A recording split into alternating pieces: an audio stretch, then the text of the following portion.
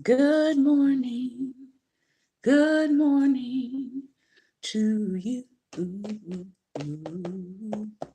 Good morning, good morning to you. Good morning, good morning. Won't you share with a friend or two? Good morning, good morning, good morning to you. Oh, good morning, good morning, good morning to you. Good morning, good morning, good morning, ladies. Welcome to Daring Dialogues. I'm your host, Shantae Charles. I want to say good morning to Lady Ravonda. Good morning, Lady Barbara. Good morning, Lady Judy, if you're on today. Good morning to those of you who will come and watch the replay. Always want to thank those of you who are watching me by various methods where I cannot see you. But I know that you're watching because you email me and tell me that you've enjoyed the show. So if you're watching by Twitter and you can't comment, or you're watching by YouTube live stream, or you are watching at work while you are typing or whatever, and you have your headphones on and you can't really respond, I totally get it. Totally understand. So today is Daring Dialogues Teachable Tuesday, if you're with us for the first time, and Black Table Talk, which is where we talk all things Black history, Black people, Black success, Black struggle, all of those things. We try to cover some aspect of it on Tuesdays, all right? If you join me tomorrow, we will be talking about relationships tomorrow. We'll be talking about relationships. And so we may touch on Tony Evans' book, and I may add some other pieces in terms of relationships, but that's what we will be covering on tomorrow. So today we are back in and we are talking about, and we have been talking about for a couple of weeks now, Spare the Kids, Why Whooping Children Won't Save Black America. Believe it or not, this is a revolutionary concept for some reason in the Black community, that we need to decolonize our parenting. We need to decolonize how we treat children. So even if you're not a parent, I'm not a parent, but I am a godmother to several children. And this book has been helpful in understanding why we need to decolonize our notions of parenting. Good morning, Lady Stephanie. Good morning, Lady Latoya. And so we've been talking about the connections between abuse. We've been talking about the connections between society's expectation of Black people to abuse their children while they're already in a society that abuses them and criminalizes them, and how dangerous that is to the health of the future generations of children, especially Black ones. I've seen several posts again this week talking about the state of Black America, talking about the state of Black children, talking about the state of Black boys, and how the suicide rate for Black boys, especially, is on the rise. And I'm going to consistently give them the website for this book, sparethekids.com, because it actually shows the data that links how we abuse children, especially in the Black community, directly to the increase in suicides. So, the immediate thing you can do to help with to stop the increase of suicides amongst Black boys is to stop beating them. That's the number one immediate thing you can do. I know it sounds simple, but it really is that simple. Um, and so, talking to them, treating them like human beings, affirming their worth as a human being in this world, because there are so many places where they're not being affirmed as human beings. Unfortunately, there are several school systems that are treating children like they are products for the next juvenile detention center. They're treating children like they're in school to be in a pre-incarceration center to set them up to go to juvenile detention center, which many times sets them up for a prison sentence. And so once we understand what we are up against, there are preventative and precautious measures we can take as a community to stop the cycle. All right. So this is the book. If you're interested in getting it, some parents are reading it and they're actually going back and they're apologizing to their children for using methods that were never a part of our culture. Many people have assumed or have been taught that this is just what Black people do. This is just what the Black community does. And the reality is it was never a part of our culture, which is why we're going to be in chapter 3 today, called Extending the Master's Lash, the Historical Roots of Whooping Children in Black Communities. We're going to start that chapter today. Then we're going to go into, I'm bringing back out Dr. Claude Anderson's A Black History Reader, and we're going to look at a couple of questions in here of the 101 questions you never thought to ask concerning Black history. Excellent read. If you are trying to supplement your child's education, if you want your child to be knowledgeable about our history in this country, if you are a homeschooler and you're looking for Black history curriculum, this is an excellent book. All right. If you're working with middle school, high school students, this is an excellent book. If you're working with elementary school students, you may have to simplify the information a little bit more. All right.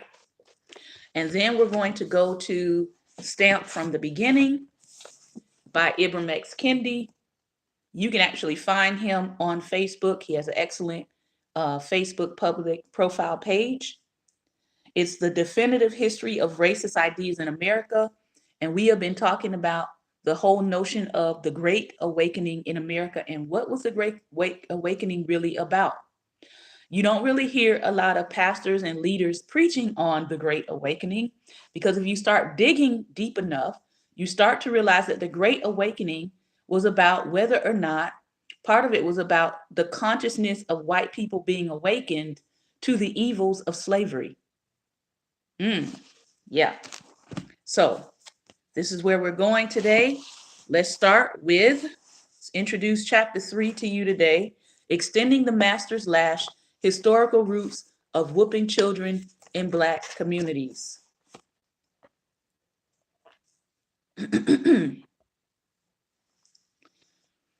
One of the saddest untold stories in American history is the ways that its victims of racial oppression and violence have hurt the bodies of their own children in an effort to protect them from a hostile society. If you are familiar with any of these phrases, you can put some hearts on the screen. All right, here's one. I'm beating you for your own good. If I don't beat you, the police will.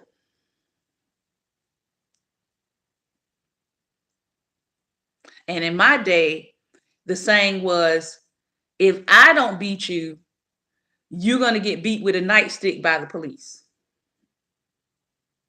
These days, they may be saying something else. All right. But there was this notion that in order to protect us from hostility in society, we had to receive the hostility of our own parents. Now, if you think about that long enough, you recognize that that does not make sense. Good morning, Pastor Ben. You recognize that that doesn't make sense. While physical punishment is so deeply rooted in the American way of raising kids, history provides a clear explanation for why so many Black people embrace this harsh form of discipline while falsely believing that whooping children is something uniquely Black. Looking to the past can help us understand how and why this society, which intentionally chips away at the vitality of Black life, continues to demand this vicious cycle of abuse against Black children, even as it disproportionately criminalizes us for doing it. In other words, Black mothers get applauded, like the mother during the Freddie Gray riots. Black mothers get applauded for slapping their kids upside the head on national TV and dragging their children off. But those same Black mothers can also be charged by the criminal justice system for child abuse. So which one is it? All right. You're applauding the abuse, but at the same time, you also criminalize it. The fact is, white America has long derived power from assuring that Black children are victims of physical, intellectual, psychological, and spiritual violence, and that the people raising them are complicit in their abuse. This is what white supremacy requires. Indeed, Black folks have imported violence into our culture by embracing the idea that whooping our children will garner freedom and acceptance from white America and usher our communities into safety and prosperity. It has never worked. So then, how did this violent child rearing practice become so deeply implanted in our culture? Why do so many of us believe that if we quote unquote spare the rod, then all hell will break loose?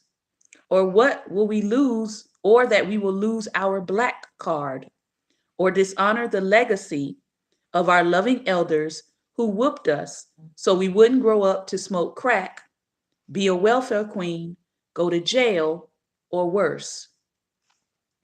We must journey through a historical time period to lay the foundation for understanding why whooping children is a practice that did not begin with us, but got etched into the DNA of our bodies, memory, and culture, even as white America gradually moves away from this kind of violence when it comes to their own children.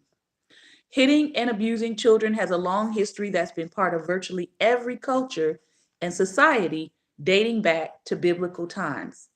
The Bible itself is full of scriptures that deal with child abuse. Think about Abraham, who nearly sacrificed his only son as a test of his faith in God. King Herod massacred innocent babies in a failed attempt to kill Jesus. Lot had drunken sexual activity with his daughters. Young female sex abuse victims were required at one point to marry their rapists. God sent two bears that murdered 42 children who made fun of Elijah's baldness. For 2,000 years of European history, going all the way back to the Greeks, whose worldview can be seen within modern Christianity, adults deliberately exploited, tortured, raped, and killed their own children. Lloyd Demoz, the controversial psychologist and historian, wrote, "The history of childhood is a nightmare from which we have only begun to awaken. The further back in history one goes, the lower the level of childcare, and the more likely children are to be killed or abandoned or beaten or terrorized or sexually abused." For the most part, Demoz and other scholars have painted a dark and horrifying picture of childhood in Western societies. European parents beating their young with cat o' nine tails, shovels, canes, iron rods, and sticks. Infanticide was common and unpunished due to poverty, the need to limit family size, or to eliminate political rivals, and because people believed that physically or mentally disabled children were seen as the handiwork of the devil. During antiquity and the Middle Ages, about half of the babies born were killed by their caretakers, and not just by poor parents. The ruling elites had just as high rates of child killings. Children were burned, they were shaken, they were tossed about, they were flung into rivers, trenches, and heaps of animal manure. They were also intentionally starved, castrated, thrown into fires by their parents as sacrifices to gods, cooked and eaten as part of fertility rites, fed poisons that plastered their insides, rolled in snow until they froze to death, sealed into the walls and foundations of bridges and buildings, and abandoned on hillsides and roads where birds, dogs, and wild beasts scavenged and devoured unlucky children. In ancient Greece, a disobedient son could lose his tongue, his eye, or his fingers.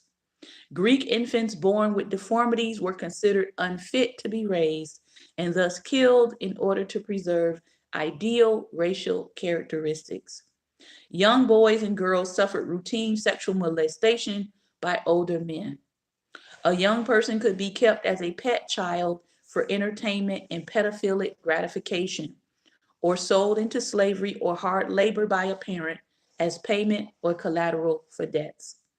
Even as late as the 19th century, American medical journals reported regular findings of sexually transmitted diseases on children's bodies when their parents had the disease. From royals to regular folks, centuries of Europeans grew up with severe beatings being a regular part of a child's life. This is of little surprise given the dominant beliefs. According to some historians, the modern vision of childhood as a distinct and bound phase of life, one of innocence and insulation from violence, did not begin to take root in Europe until the early 1600s. Before that, many children generally did not have the right to be free from violence. That right was granted only to adults because adults defined themselves as free and moral against the unfree, immoral, and criminal young. Countless diaries, letters, autobiographies, and medical reports detail the routine mistreatment of children throughout history. Don't get me wrong, I'm not saying that all European children suffered abuse or that all European mothers and fathers from the past parented with hardened, sadistic hearts. Parents across different cultures and times, whether they were German or British or French or Greek, loved their children, displayed tenderness, worried about them, and showed interest in the stages of their development. Some even advocated for humane treatment of the young. At the same time, many European parents also lack the capacity to respond to their children's developmental behaviors with empathy. As DeMoss explained, it is, of course, not love which the parent of the past lacked, but rather the emotional maturity needed to see the child as a person separate from themselves. Naturally, this harsh treatment of children, along with the desire for land, for profit, for fame, and a religious zeal to civilize and convert the poisoned souls of Native people to Christianity, this bred a culture of adult violence, which drove conquest, which drove colonization, which drove slavery, then genocide. In fact, these practices were rationalized through seeing Africans and indigenous people as only children, no matter how old they were, whom they felt free to brutalize, rape, and kill. As a result, for white kids, a different worldview developed. By the 17th century, white children were slowly categorized as innocent and therefore entitled to claim rights against the violent treatment that was endemic to childhood before that period. By the 19th century, with changing attitudes about children's welfare, beatings began to gradually decrease for white children. Although it did not disappear, it turned into a milder form of punishment called spanking. For centuries, childhood for Europeans was a period of systemic violence, labor exploitation, enslavement, and sexual abuse. But once Europeans sought to enslave Africans, they imposed the category of child on them and began to model their racist system of exploiting Black bodies on the long-standing ideologies of childhood and the brutal treatment of children in order to justify their enslavement. By the 17th century, a separate and unequal definition of childhood gained traction.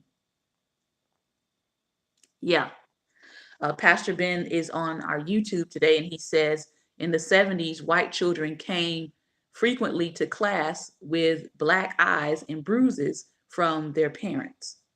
So this is actually talking about how did the notion of beating black people get transferred to us? And it came from the fact that when they categorized their own children and declared them innocent and free from being abused or being violently mishandled, they then took the label of child and placed it on African cultures that they were getting ready to enslave and import.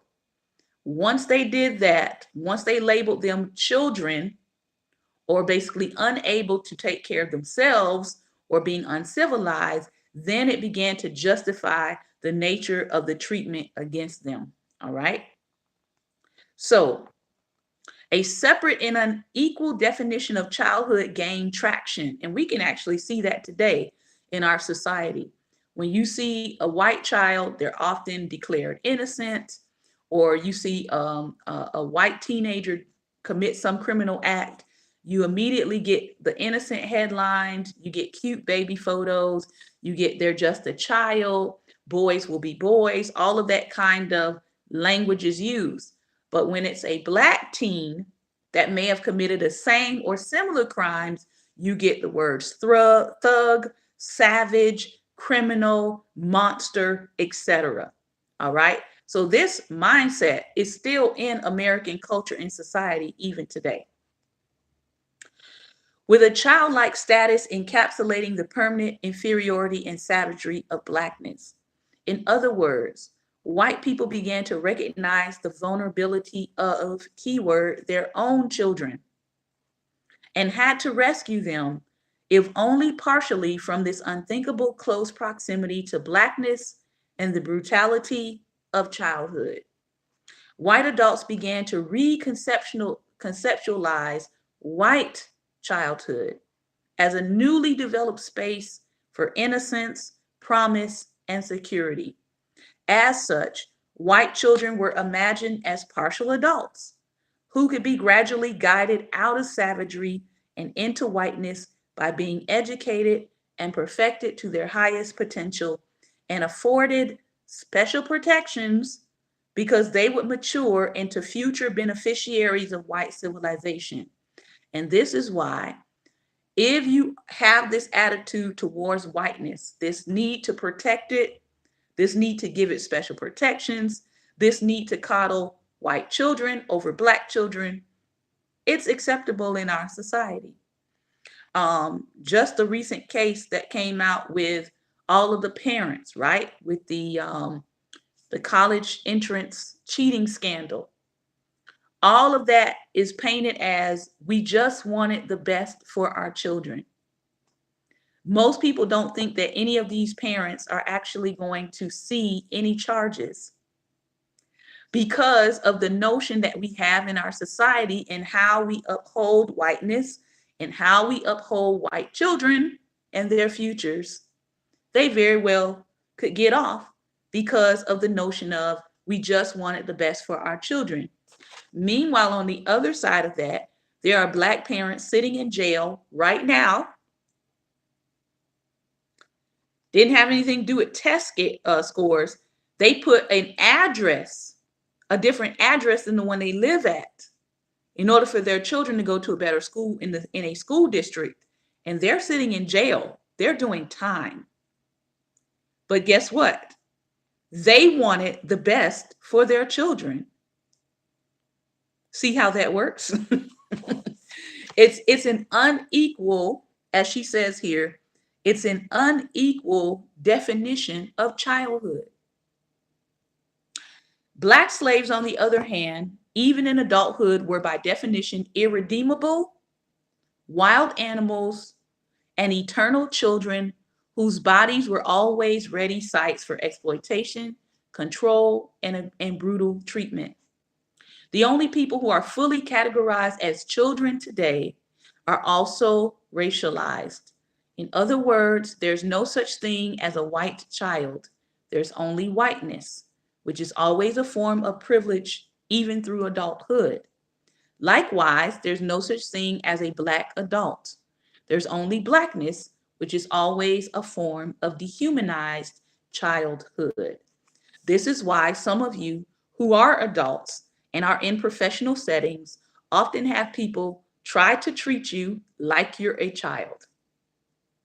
Yeah. And so the bodies of underage and adult Black people, good morning, Deacon Henry. And so the bodies of underage and adult Blacks occupy the same unprotected space of childhood and continue to be subjected to the same racial violence. In other words, Black children are exempt from the protections young people should be granted to play, to run, to get dirty, and to make mistakes. Their innocence is denied and negated as they are viewed as stereotyped Black adults, and they are treated accordingly in schools, in public spaces, and sadly, within their own families. Just the other day, recently, there's been several times when I've been in a public space and I've been seeing white children go to town. And when I say go to town, I'm talking about screaming, kicking, bucking, rolling on the floor. If they're sitting at dinner with their parents, they're loud, they're out of their chair, they running around the restaurant, they talking to me and my husband, they waving high. Why? Because they have been given the freedom and the autonomy and the innocence of childhood past. Now, I guarantee you, had a Black child been doing half of what I have seen the past couple of days, somebody would have immediately wanted to step in and tell the Black child to stop running. You better stop screaming. Where are your parents? This child is out of control. You don't have any control over your child. I just want you to observe that the next time you're in a public space. Our response, our knee-jerk response to Black children is to control them. Our knee-jerk response to Black children is to get them together or get them in line. All right? But we don't see that on the other side. So I just want you to pay attention to that. That's some homework for you this week. As you're out in public spaces and you hear a child crying and screaming at the top of their lungs, I want you to pay attention to the parent's reaction. They're allowing their child the autonomy to express themselves, the freedom to scream, the freedom to yell, the freedom to protest. But they'll tell you, you need to get your child in order.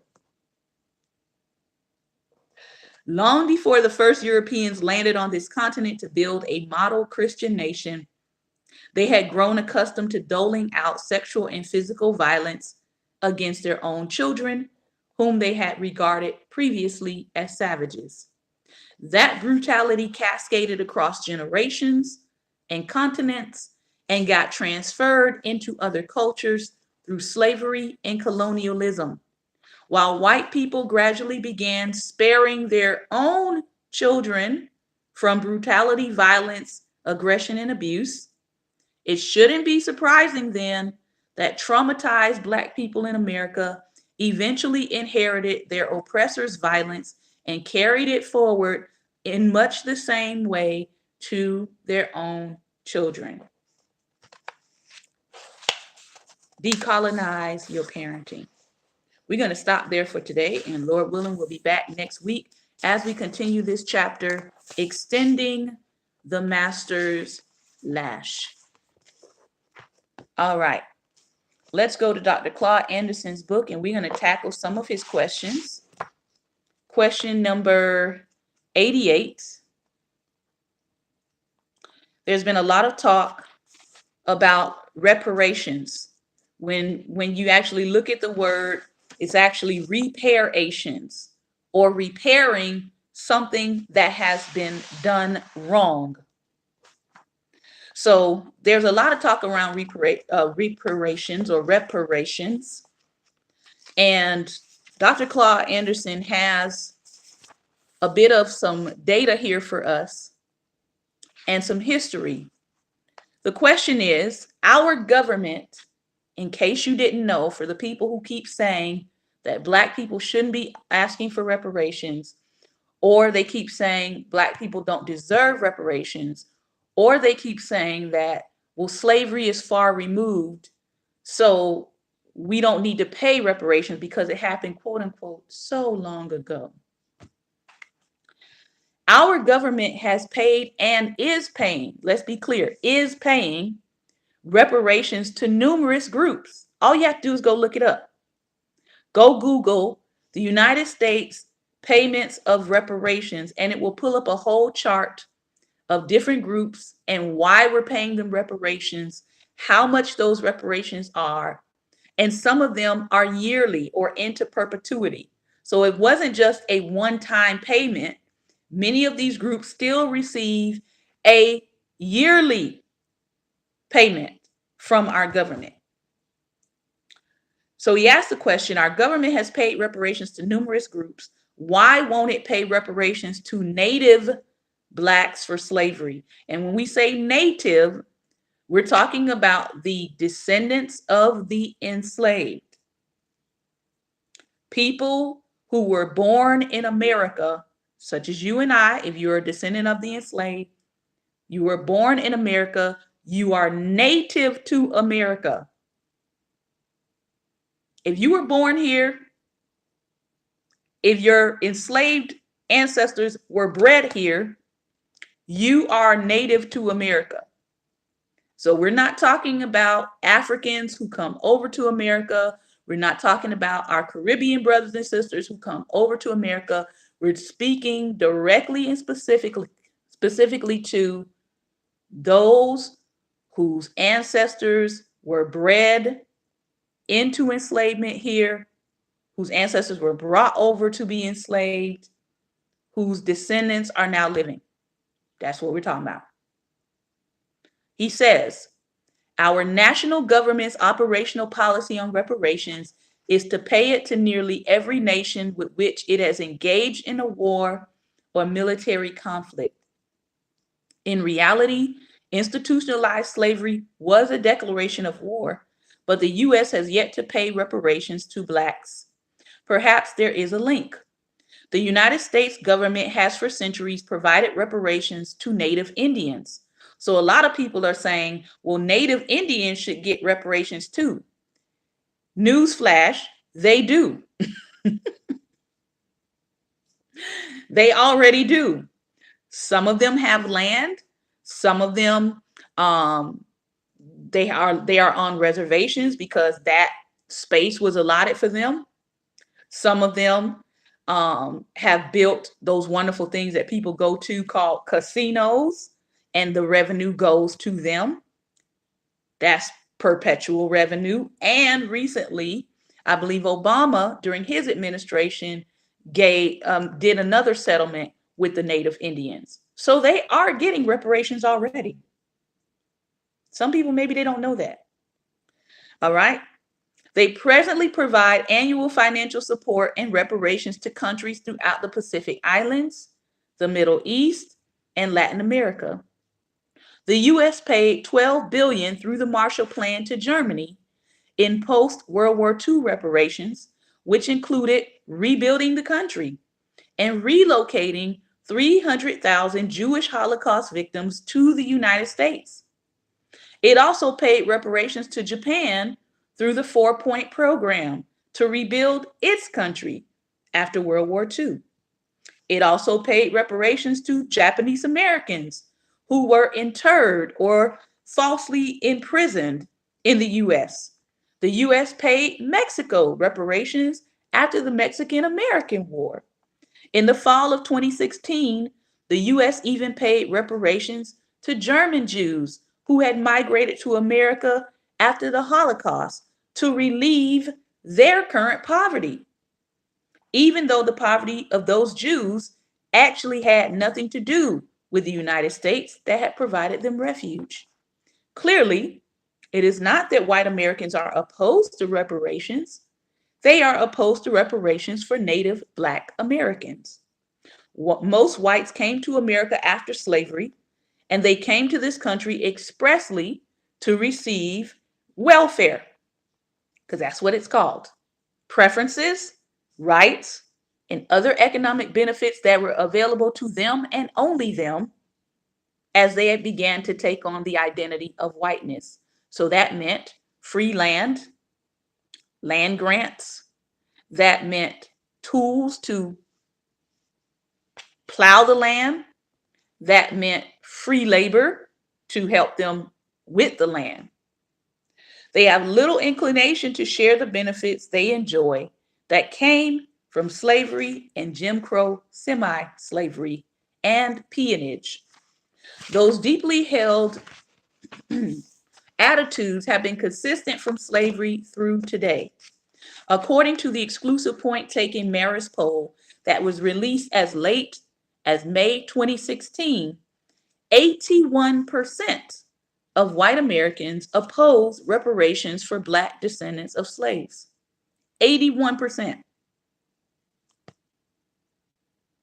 Yet, a United Nations report released on September 27, 2016 asserted that the U.S. owes reparations to Black America for past and continuing harm from racism.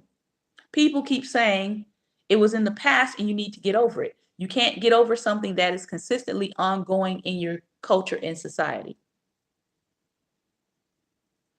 There are numerous reasons that white people have given to oppose Black reparations. Here are a few.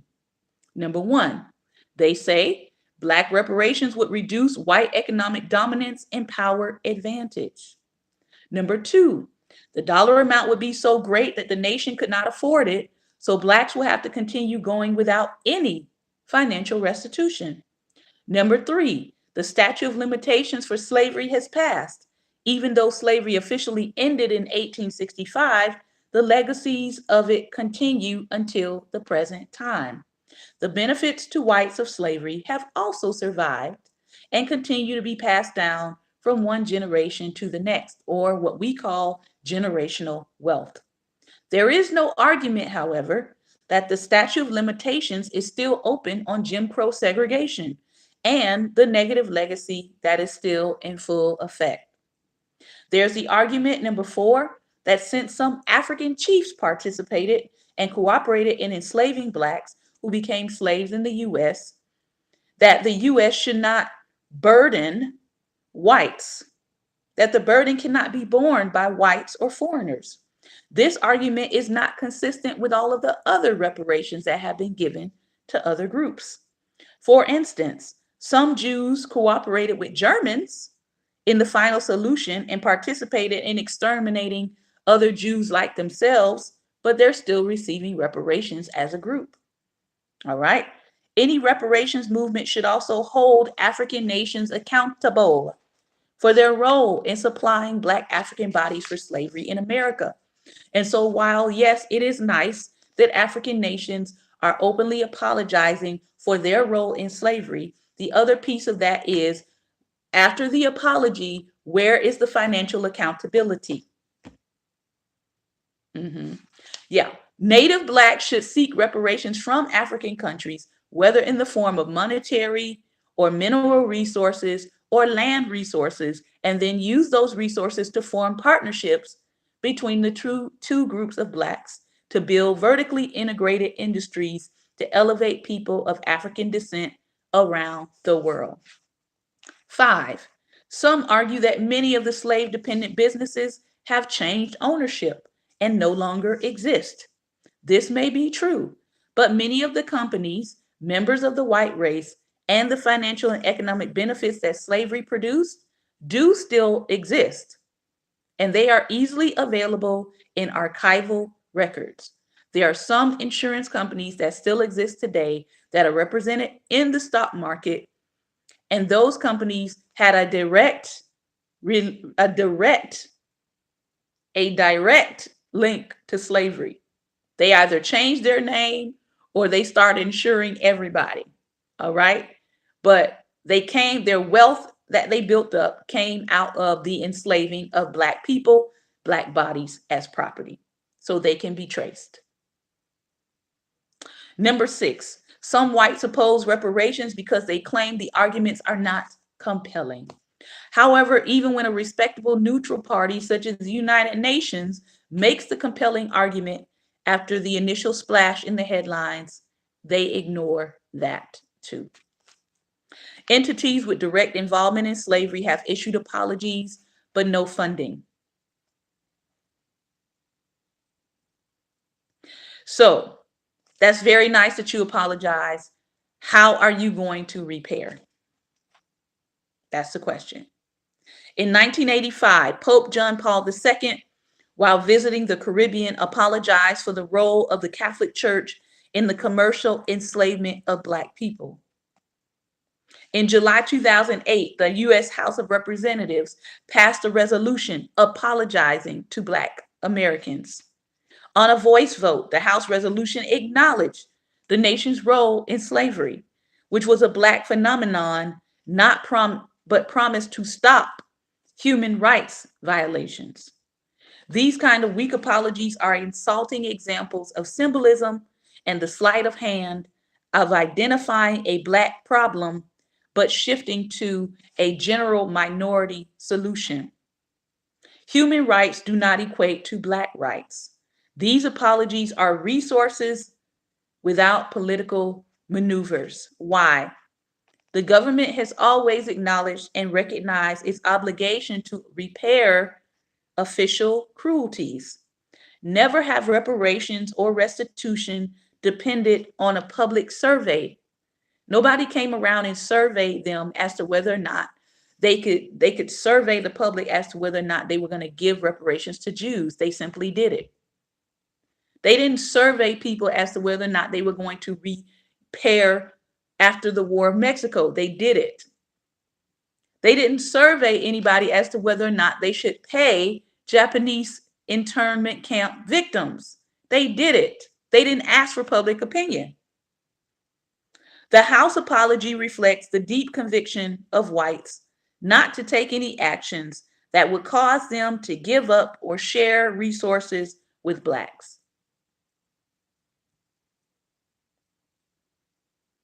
In essence, the resolution communicated that Blacks have everything that they need.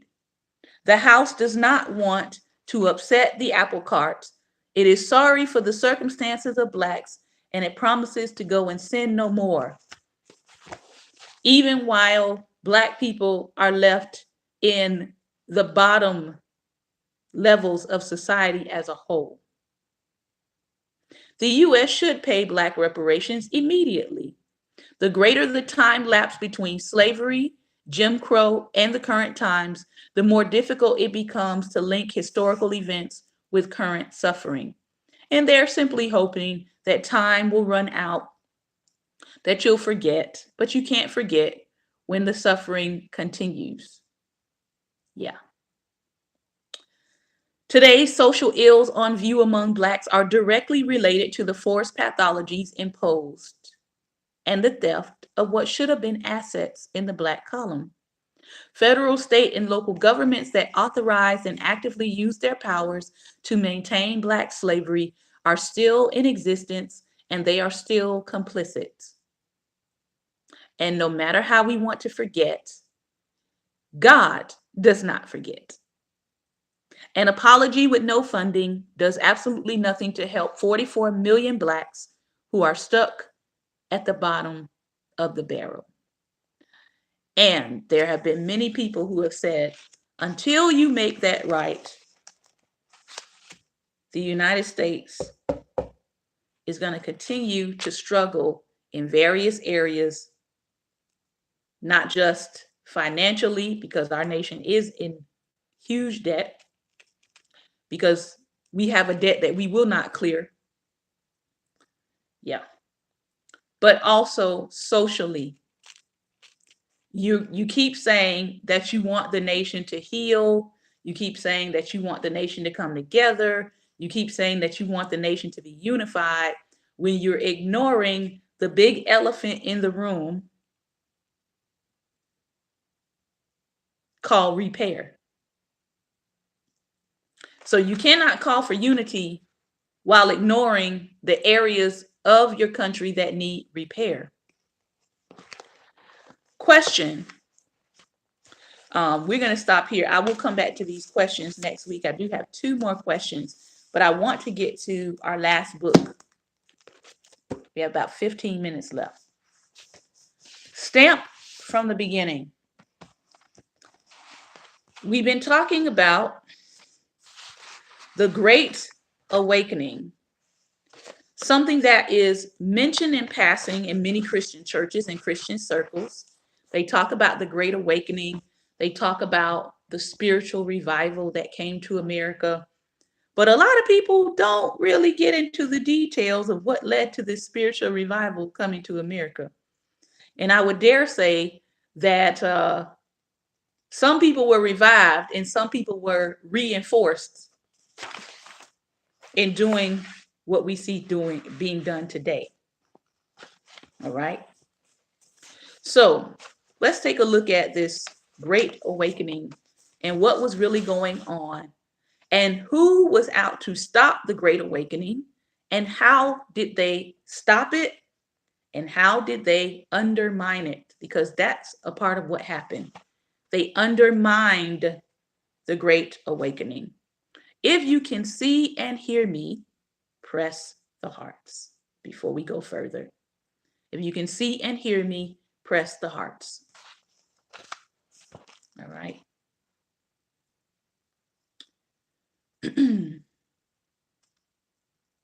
If you can see and hear me, press the hearts. I'm hoping that my Periscope sound has not gone out because I haven't seen any notices. Okay. Stephanie, you can hear me. All right. On March 1st, 1706, Cotton Mather asked God, or he supposedly asked God, whether if he wrote an essay about the Christianity of our Negro and other slaves, if God would bless him with good servants. Mather hoped a pamphlet focusing exclusively on this topic would help to shift the minds of enslavers who refused to baptize their captives.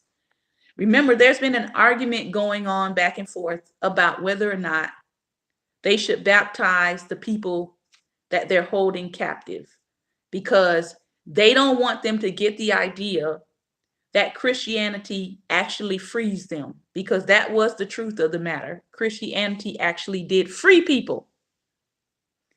But their twisting and their version of Christianity and their laws around Christian doctrine did not.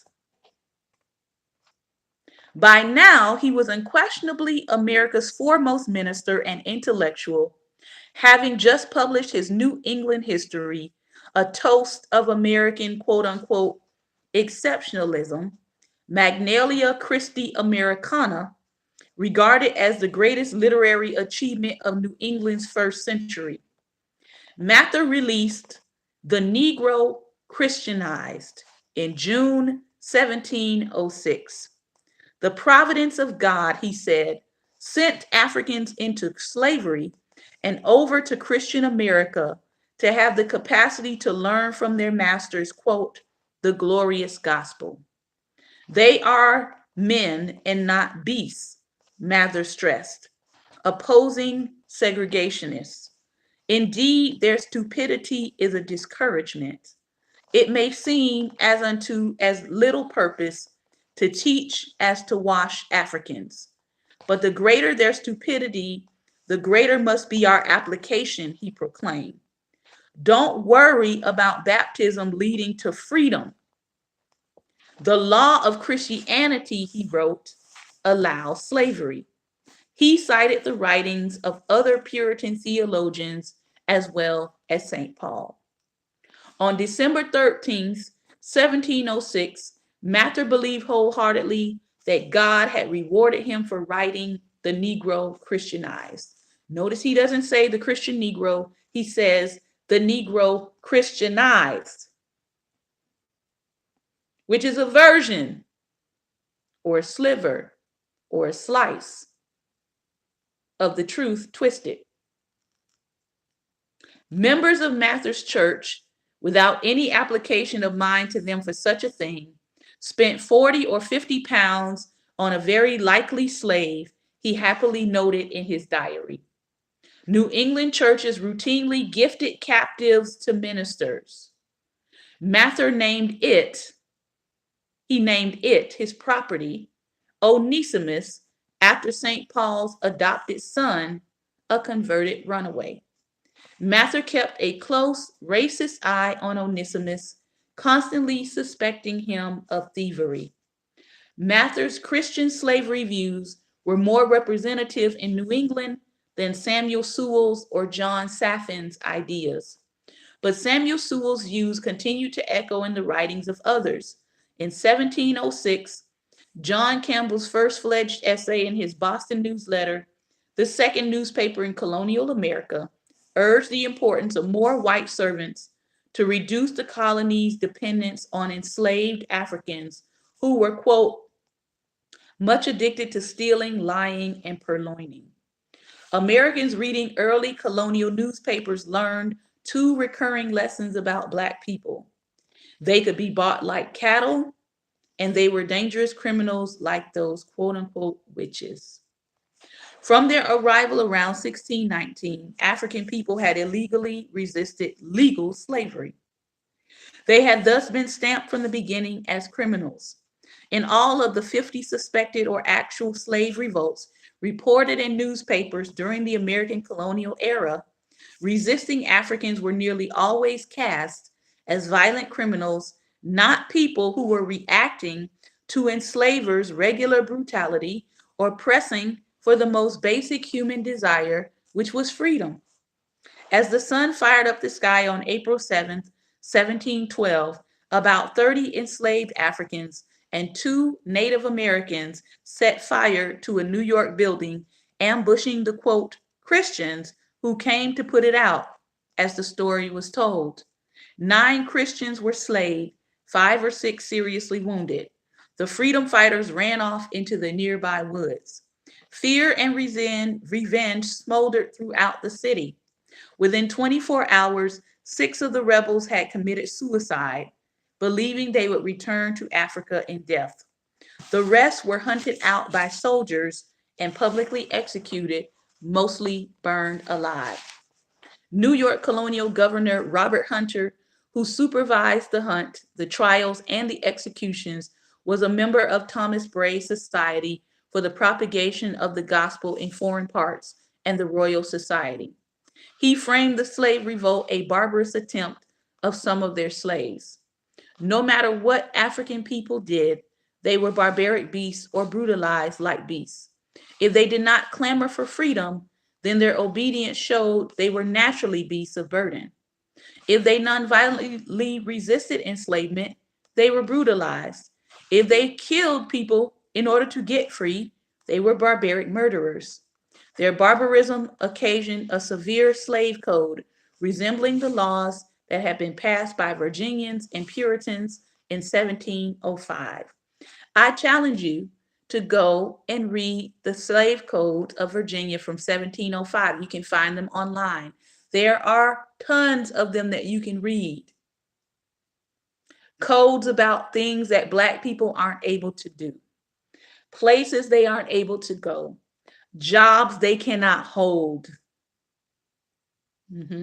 Yeah, things they can't work to do. They were barred from certain fields of work. New York lawmakers stripped free Blacks of the right to own property. So when you ask the question, I don't understand why Black people don't own large amounts of land or property, it can be traced directly back to these sorts of laws. And if you had property, it was taken from you. And then they denigrated the free Negroes of the colony as an idle, slothful people who weighed on the public charge. This is still an accusation that goes on today. You're only labeled idle and slothful and lazy and unproductive when you're no longer the brutalized property of someone else. It's a form of gaslighting, by the way. In the midst of relentless African resistance and increasingly vocal anti-slavery Quakers, British slave traders were still doing quite well, and they were primed for growth.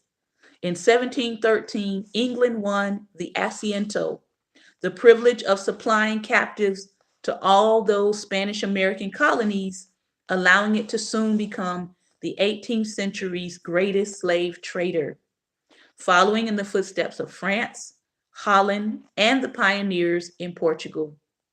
New England had become the main entryway into the colonies for European and Caribbean goods.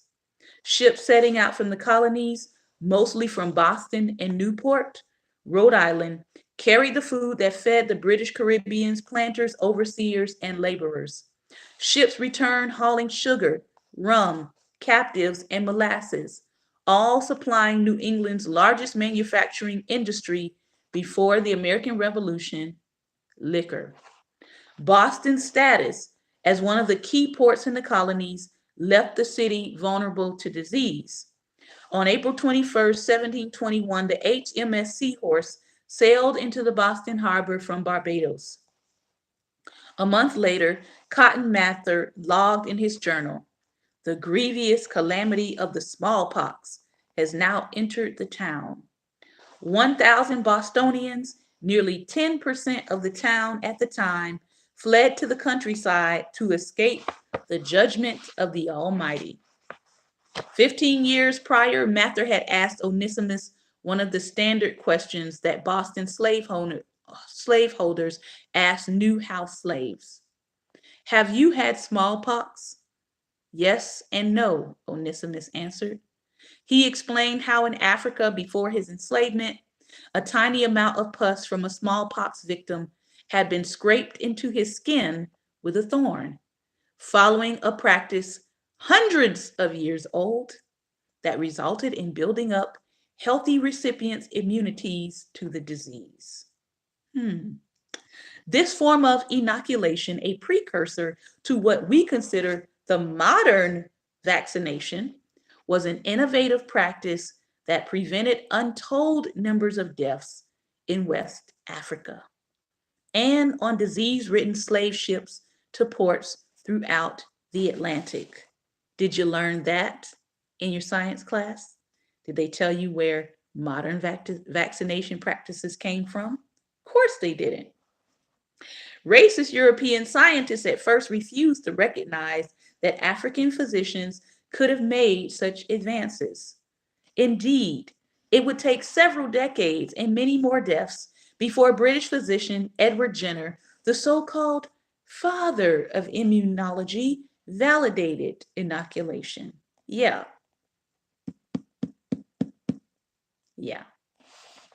Cotton Mather, however, became an early believer when he read an essay on inoculation in the Royal Society's Philosophical Transactions in 1714.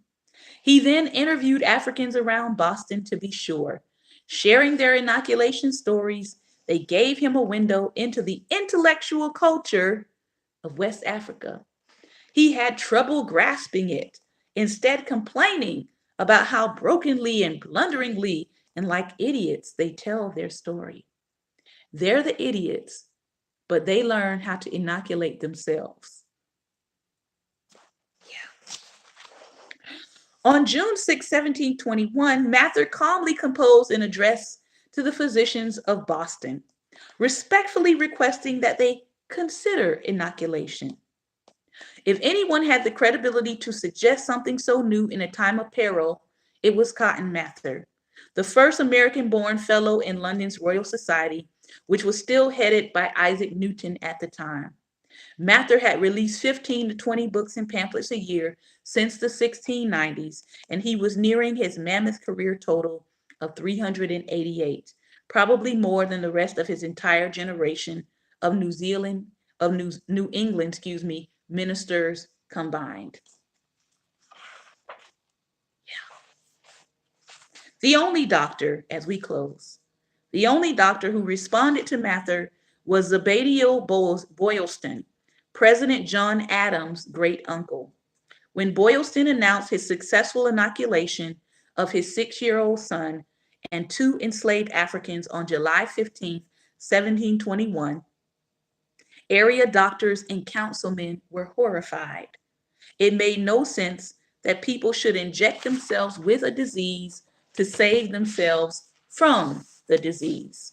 Boston's only holder of a medical degree, a physician pressing to maintain his professional legitimacy, fanned the city's flames of fear. Dr. William Douglas concocted a conspiracy theory saying there was a grand plot afoot amongst African people who had agreed to kill their masters by convincing them to be inoculated. There is not a race of men on earth more false liars than Africans, Douglas barked. So, in order to protect his own professional legitimacy, he concocted a lie. He concocted alternative facts. He concocted fake news to convince people not to listen to the Africans who were actually surviving. Anti-inoculators like Dr. Douglas found a friendly medium in one of the colony's first independent newspapers, the New England Courant, launched by 24-year-old James Franklin in 1721. James Franklin, 15-year-old indentured servant, and younger brother Ben worked as a typesetter for the newspaper. Feeling disrespected by the Courant, Cotton Mather demanded intellectual obedience like a tired college professor. The general public ignored him and withdrew. Bostonians' distaste for Mather and Boylston improved only when the epidemic that killed 842 people finally ended in 1722. So, Africans who had the medical know-how, who had the medical knowledge, who knew it worked, because it came from Africans enslaved at that, they refused knowledge. And 842 people died for no reason because they could not believe that this medical ingenuity was coming from the enslaved. Ain't that a mess? There's a term I'm learning. And it's called black magic. And what I'm learning from what I'm reading through history is I'm learning that the term magic was applied to anything that white colonial people did not understand. Yeah. They loosely applied the term magic to anything that they could not understand, comprehend, wrap their minds around. It was called magic. And then you tack on the word black in front of it, it basically became black magic, or anything that black people were doing that they could not understand, could not figure out, could not wrap their minds around. Yeah, think on it. This has been another episode of Daring Dialogues, and I've been your host today, Shantae Charles. I hope that I have said something today that will get you thinking. I hope that I've said something today that will get you researching. Yes, and they are still refusing our knowledge, Pastor Ben. This is true. Remember, light is the most daring opposition to darkness. So please go out today and be light. Remember, we are getting ready in April to go into one of my coaching sessions, private coaching sessions, Soul Freedom. If you are interested in learning about 23 things that God wants to free your soul from and how to get free from those things, you can email me at reachshante@gmail.com and I will give you the information, including how you can register. Registration closes March 25th because there will need to be some prep done before April 1st for those who are participating. So if you plan to register and be a part, email me at reachshante@gmail.com. Take care and God bless.